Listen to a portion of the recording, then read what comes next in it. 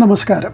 ഒരുവൻ ലോകം മുഴുവൻ നേടിയാലും സ്വന്തം ആത്മാവിനെ നഷ്ടപ്പെടുത്തിയാൽ അവൻ എന്തു പ്രയോജനം? ക്രൈസ്തവരുടെ ബൈബിളിലെ ഒരു വാക്യമാണിത്.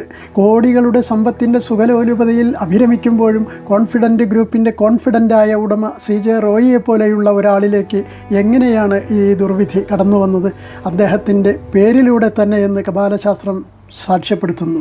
CJ റോയ് എന്ന പേരിൽ വൈബ്രേറ്റ് ചെയ്യപ്പെട്ട 41ൻ്റെ കപാല വാക്ക് വായു, വെള്ളം, ഫയർ, ബോംബ്, മരുന്ന് എന്നിവയിൽ നിന്നോ പ്രകൃതിദത്തമായോ അപ്രതീക്ഷിതമായി വന്നു ചേരുന്ന അപകടത്തെയും മരണത്തെയുമാണ് പ്രവചിക്കുന്നത്. പേരിനൊപ്പം DR എന്ന രണ്ടക്ഷരം ചേർന്നാലും വിധിയിൽ കാര്യമായ മാറ്റമില്ല. ഇത് പറയുമ്പോൾ 2020 ഏപ്രിൽ 23 നടന്ന ഒരു സംഭവം കൂടി ഓർമ്മയിലെത്തുന്നു.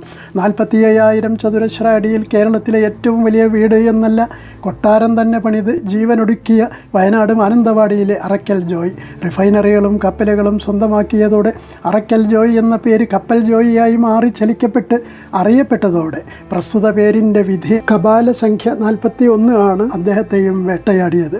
ഇത്തരം ദൃഷ്ടാന്തങ്ങൾ നിരവധിയാണ്. ചുരുക്കത്തിൽ 41 പോലെയുള്ള നീചമരണ സംഖ്യകൾ പേരിൻ്റെ ജീവസംഖ്യയായി ചലിക്കപ്പെട്ടുകൂടാ.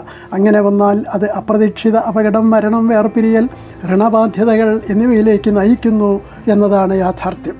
ഇത്രയും എന്നെ കേട്ട എല്ലാവർക്കും നന്ദി, നമസ്കാരം.